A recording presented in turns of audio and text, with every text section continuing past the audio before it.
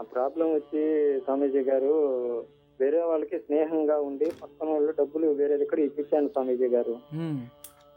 వాళ్ళు మోసం చేశారు స్వామీజీ గారు. డబ్బులు అడగకుంటే ఏం చేసుకుంటే చేసుకోబో అనే టైప్ లో మాట్లాడుతున్నారు. అదే కాకుండా ఇంట్లో కూడా ఈ మధ్య మనస్పర్ధలు ఎక్కువైపోతున్నాయి, కుటుంబ కలహాలు. దానికి ఏం అర్థం కాక మీ కాల్ పోక మీకు కాల్ చేశాను. ఎంతవరకు ఇచ్చారా, ఎంతవరకు తీయించారు వాళ్ళకి డబ్బులు? 5 లక్షలు గురువు గారు. అది ఇంట్లో తెలుసా మీరు డబ్బులు తీర్చినది వాళ్ళకి? తెలుసు తెలుసు తెలుసు గురువు గారు. ఓకే, తెలుసు. వాడేం పని చేస్తాడు అతను, డబ్బులు తీసుకున్న అతను?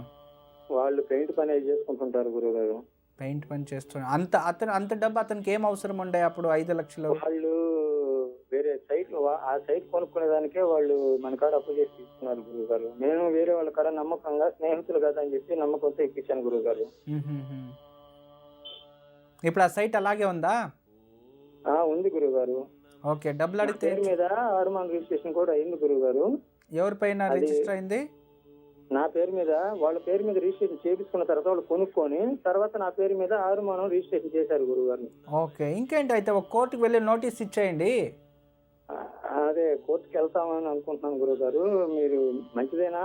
మంచిదే. చూడన్న, ఇప్పుడు మనకి జీవితంలో మంచి దారిలో మనం వెళ్తున్నాం కాబట్టి, మనకి న్యాయబద్ధకమైన ఇది ఒక విచారం కాబట్టి నువ్వు ధైర్యంగా కోర్టుకు వెళ్ళు. కోర్టుకు వెళ్ళి ఆ డాక్యుమెంట్ ఇచ్చి, చూడండి డబ్బులు ఇస్తా లేదు, ఇలా పరిస్థితి ఉంది అని చెప్పి కోర్టులో మంచి లాయర్ని పట్టుకొని ఒక కోర్ట్ త్రూ వల్ల కోర్టుకి వెళ్ళిపోయి అరెస్ట్ వారెంట్ పంపించు. స్టేషన్కి వస్తుంది, స్టేషన్ వాళ్ళపై అరెస్ట్ చేస్తారు. ఒకటి ఎఫ్ఐఆర్ ఫైల్ అవుతుంది అతని పైన చీటింగ్ కేసు అని. రెండోది వచ్చేసి నీకు డబ్బులు ఇస్తే మేము కేసు వాపస్ తీసుకుంటాము అనుకో, అంతే సింపుల్.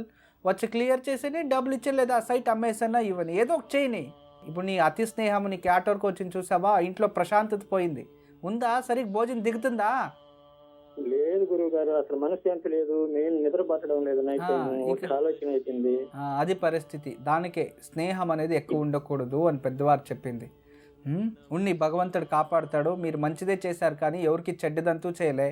అతి మంచిది చేసేకి వెళ్ళి ఇలా అయిపోయింది. దానివల్ల భయపడకండి. నేను చూశాను, రమణ శాస్త్రం చతుస్థానం చూస్తూ ఉన్నాను. మీరు ఏం పని చేస్తారు? నేను టైలరింగ్ చేస్తాను గురువు గారు. ఎన్ని సంవత్సరాల నుంచి? నేను చిన్నప్పటి నుంచి అదే నేర్చుకున్నాను గురువు గారు. నాకు 12 ఏళ్ళు వయసు నుంచి. ఇకనైనా జాగ్రత్తగా ఉండండి, ఎవరిని నమ్మకండి. ఇంత నమ్మేది లేదు గురువు గారు. ఇక్కడికే నాకు వల్ల కాక, వాళ్ళకి అప్పులు కట్టలేక, వడ్డీలు కట్టలేక ఎట్టుందంటే అట్టుంది గురువు గారు. దాన్ని మీరు కోర్టుకు వెళ్ళి ధైర్యంగా ఎవరైనా ఒకరు పట్టుకొని కోర్టుకు వెళ్ళి అరెస్ట్ వారిని పంపించేయండి అంతే. దేవుడు నేను మీకు అది గెలిపొచ్చేలా నేను మంత్రాలు ఇస్తాను మీకు కొన్ని. అలాగే గురువు. మీరు రోజుకి 8 సార్లు కాలభైరవాష్టకాన్ని రోజు సాయంత్రం 8 సార్లు రోజుకి 48 రోజులు చదువుకోండి. రోజు ఉదయాన్నే స్నానం చేసి దేవుడు ముందు ఎర్ర నీళ్లు ఒక కంచంలో నీళ్లు పోసి దాంట్లోకి కొంచెము పసుపు, కొంచెము సున్నం వేసేస్తే ఎర్ర నీళ్ళు అయిపోతాయి.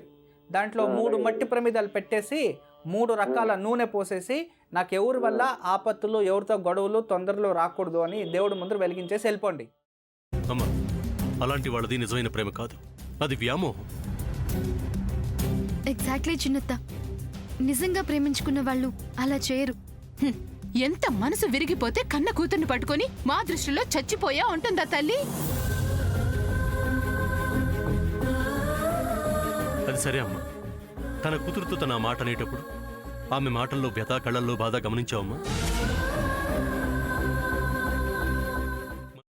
పెద్దబాబుకు బర్త్డే విషెస్ చెప్పు కూడా వెళ్ళాం కదా. ఊరికే ఎలా కాలిపోతుంది? మంట పెడితేనో పడితేనో తగలబడుతుంది.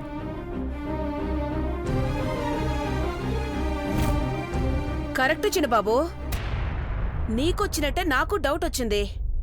పార్వతే షర్టును తగలబెట్టిందనుకుంటా.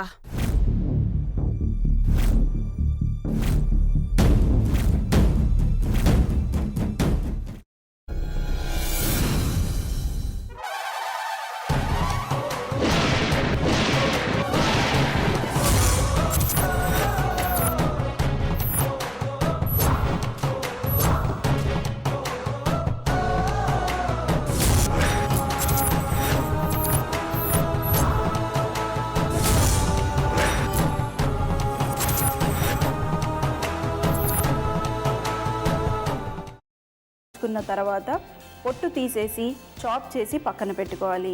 ఒక ప్యాన్లో కొద్దిగా నూనె వేడి చేసి అందులో ఆవాలు, మినప్పప్పు, శనగపప్పు, కరివేపాకు, సన్నగా తరిగి పెట్టుకున్న ఉల్లిపాయలు వేసుకుని 1 నిమిషం పాటు వేయించుకోవాలి. ఆ తర్వాత కాల్చి కట్ చేసి పెట్టుకున్న వంకాయని కూడా అందులో వేసుకుని బాగా మిక్స్ చేసి బౌల్లోకి ట్రాన్స్ఫర్ చేసుకుని అందులో తగినంత చిక్కటి పెరుగు లేదా పల్చటి పెరుగు వేసుకుని మిక్స్ చేసి అన్నంతో కానివ్వండి, చపాతీతో కానివ్వండి సర్వ్ చేసినా చాలా బాగుంటుంది.